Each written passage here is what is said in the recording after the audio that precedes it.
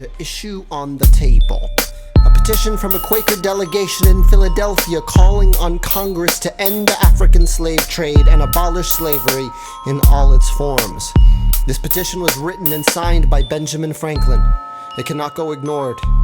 If this comes to a vote in Congress, what is the White House's position? Secretary Jefferson, you first. Tread lightly. Sir.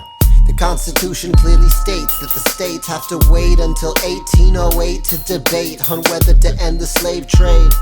And whether or not you want it, guys, that is the final compromise we made. Sir, wait. But for a second, let us say that we can legislate unanimous emancipation. Freedom reigns, and yes, it's great.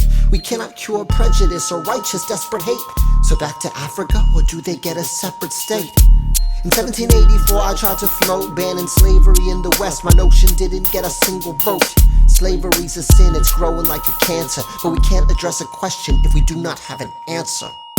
Is it my turn? Good.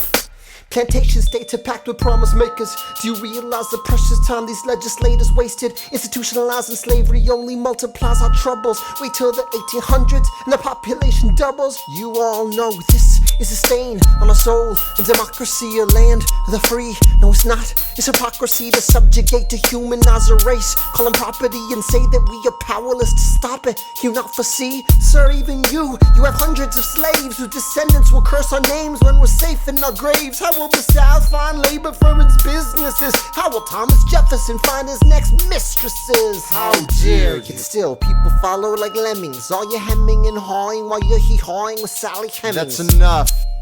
Well, you asked how I feel. I don't pretend to know the answer, but the question is real.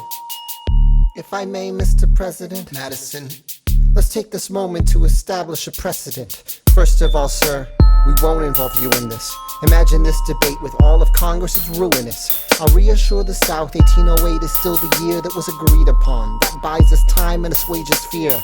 I'll tell the North that on January 1st of that year we'll ban importation handling the worst. Once I get all this agreed upon, I'll pick up a pen and introduce a motion never to discuss this again.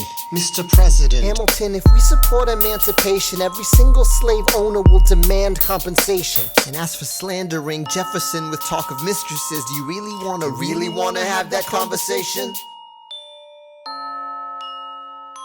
No. Madison, execute your plan to the letter. Let's hope the next generation thinks of something better.